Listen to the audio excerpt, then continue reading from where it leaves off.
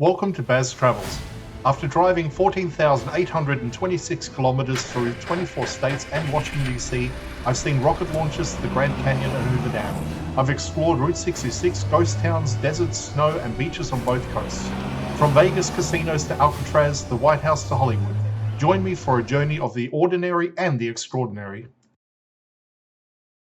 Loading destination. Simulation starting in 3, 2, 1. Yeah, second floor on that side. You can go up? No, but you can look at it. To look around, move your phone or tablet. Click and drag if on a computer or move your head if using a VR Any headset. other burning questions? Please like and in the 30 subscribe. seconds we have before I start?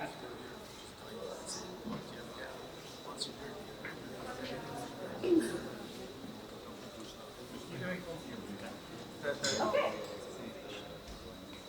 Well then, I'm going to go ahead and get started. So once again, folks, welcome to Alcatraz. Bienvenidos. I'm Ranger Sienna. Thanks for coming out to the island today and coming out for the Sounds of the Slammer program.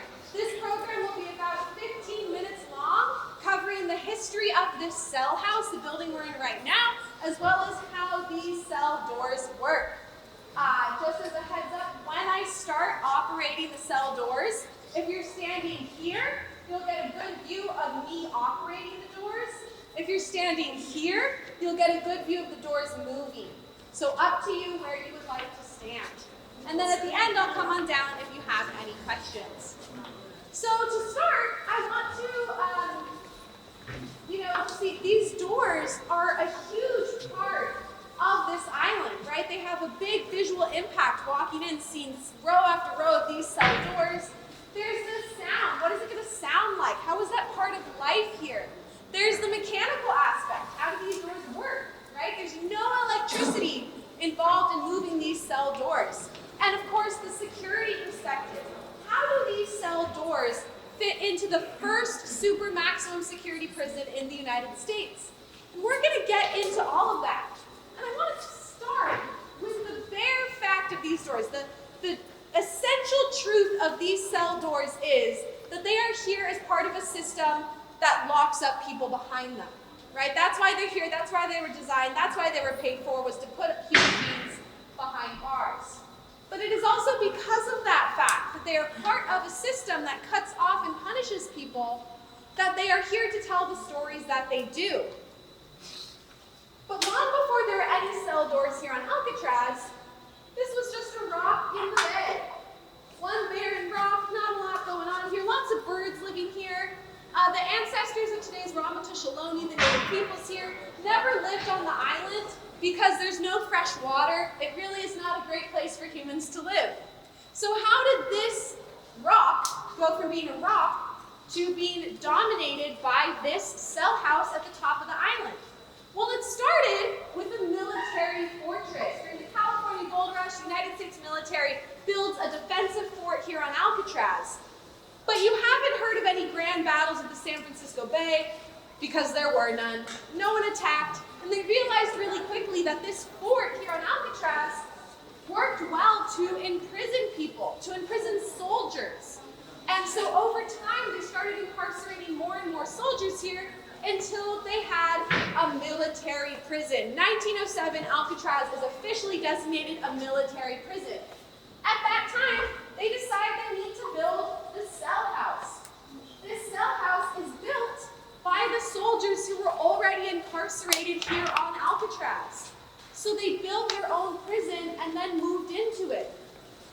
But this cell house, it was not maximum security. It looked quite a bit different than the building we're standing in today, although it is the same building. The military was concerned with making a big enough, fireproof enough, well-ventilated, safe enough building to lock up a bunch of soldiers together. So that's what they did. Again, this was not maximum security. The original cell doors of that military prison were thin metal bars, flat metal bars, in a door that was on hinges. Each door had an individual lock, and then one long bar across the top that could lift and lower to open or keep all the doors closed at the same time. And you can actually still see those original cell doors one row over from here, over an A block. It was never upgraded. So you can still see those original military doors. They've been painted, but they are the original doors. And that was fine for the military. It was, the prison here was very different from the federal prison. In fact, it was regulations that the soldiers incarcerated here, for the most part, could not be in their cells unless they were in there sleeping at night. Otherwise, they would be around the island doing military drills, doing work assignments, maybe even going to school, taking classes, depending on the person's conviction. So again, this was not a maximum security prison. And that was fine. Until the 1930s, it's the Great Depression, it's all really expensive. The military decides to leave, and the Bureau of Prisons takes over. And that's when things change. Because now they want to make Alcatraz a high-security, high-profile prison. A visual symbol, as well as an operating prison, to show that they're cracking down on crime, that federal law enforcement power is expanding. And to do that, they upgrade the security here on Alcatraz. They add guard towers and catwalks to surveil the whole island. They build more and higher fences. They hand-select the first staff of correctional officers working here. They get special training. They add metal detectors. And of course, they add these cell doors. These cell doors are made out of case-hardened steel. So they were tool-proof. They could not be cut through. They tested it in a lot of scenarios with different tools. They could not be cut through. They're also all on a sliding mechanism operated remotely from the end of the tier so that no correctional officer would have to interact with the individual door, eliminating lots of security risks. Thinking of all the pieces that the Bureau of Prisons added to Alcatraz to make it a maximum security prison, what makes you feel safe? What makes you feel secure? Part of the security on Alcatraz was the intangible security, the protocol, the schedule. There was a rigid schedule here. Every moment was defined and surveilled. And that included, of course, these cell doors. So to operate these cell doors, the protocol would start long before someone was standing where I'm standing now. And the protocol, it would start up here. Because up here in this guard gallery is where they had the key. Very important tool here. These keys were held up in this gun gallery.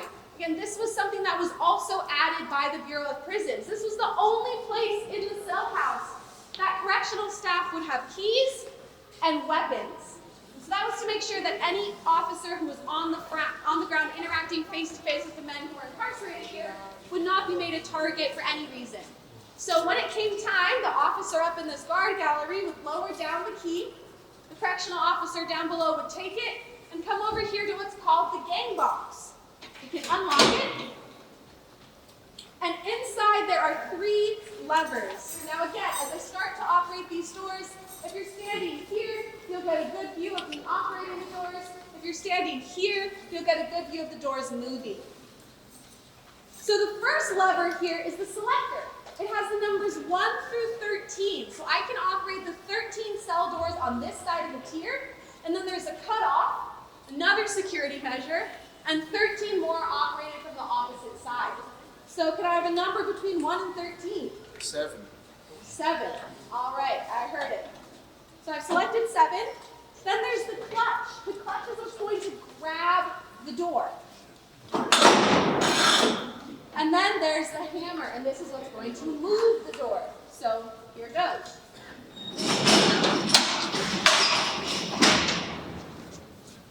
Just like that, cell 7 is open.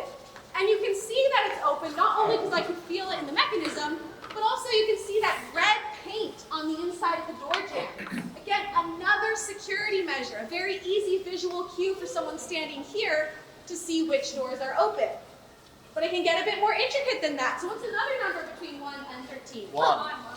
I thought someone might say that. So maybe the man in cell 7, maybe his wife is here. He's coming down to visitation to speak with his wife. And then the man in cell 1, has a meeting with the warden. So I can select 7 again, and then select 1.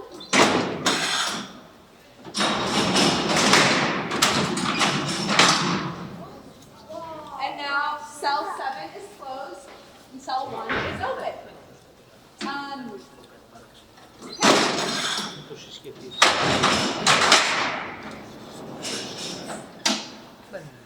Now, of course, one of the most important functions of these cell doors is to open all of them together.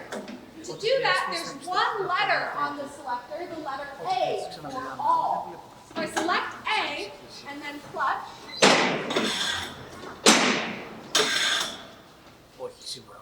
Here goes nothing. So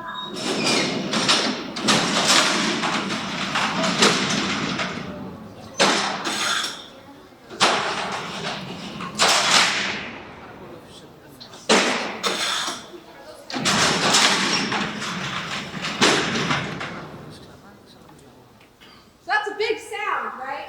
You can imagine that sound echoing throughout the cell house. If they wanted to open all of these together, for dining time, meal times, backyard, work assignments, they'd have a protocol start at one side, they could go up to the top tier, over, down, come to the next row, up, over, down, until everyone who needed to be out was out. That sound could be a sound of safety for the correctional officers to know, okay, everyone's closed in, or a sound of alert saying everyone's out.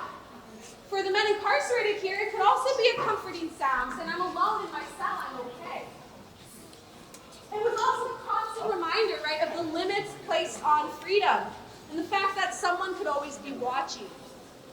Now, from a practical perspective, if you were watching me operate those doors just now, and if you weren't, that's okay, but if you were, you might have noticed that it was a lot harder for me to operate all of the doors together than just the 1 or 2 I was doing before.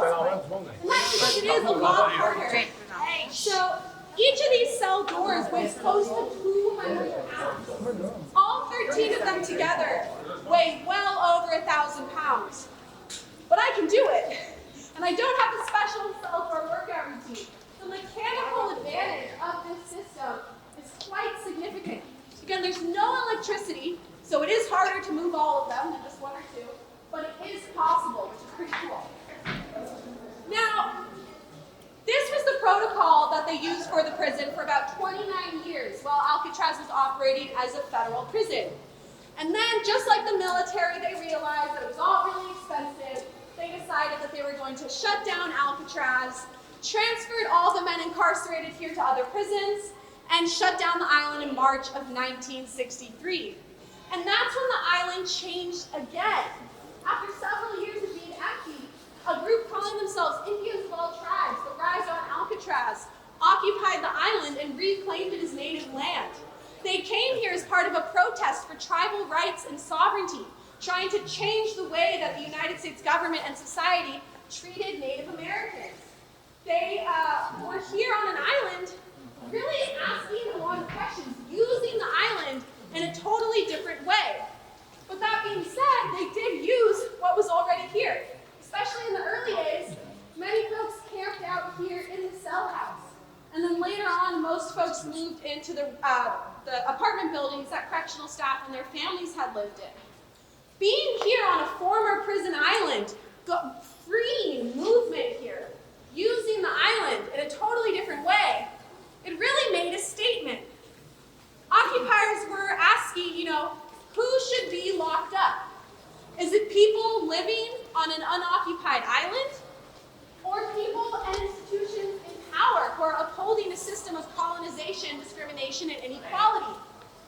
These cell doors tell that story too. On the tier below me, where you all are standing, you can see some faint writing above some of the cell doors here on Broadway. The occupiers were listing, even condemning people in power for the role they played in upholding an unequal system. Cell door number 4, the one that's open down there, says Alioto, the San Francisco Mayor Joseph Alioto. Cell door number 5,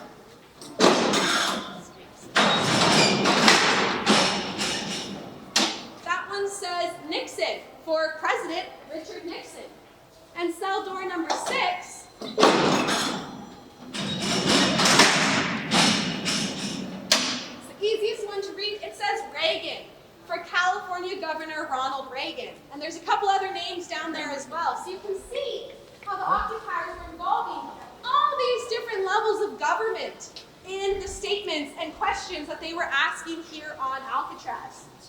After almost 2 years, the occupation ended, and at that time, Alcatraz was added to the newly formed Golden Gate National Recreation Area. We opened up to visitors a year later in 1973, and at that time, the writing down there was very visible, way more visible than it is now.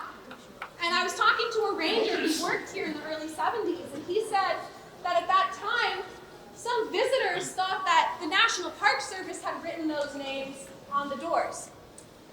And that's a little awkward, right? Because these people were still in power. You know, Reagan would go on to become the president.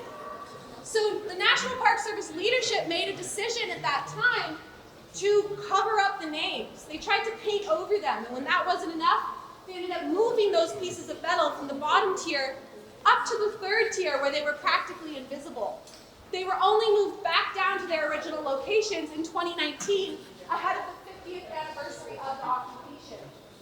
So you can see that the National Park Service has its own dynamic history with Alcatraz. And we have not always told the stories of the island the way we do today. We continue to strive to tell the many different stories preserved within these cell doors. So with that, I'm going to operate the doors a few more times, then I'll come on down if you have any questions. Thank you all so much for joining today. Thank you. Thank you.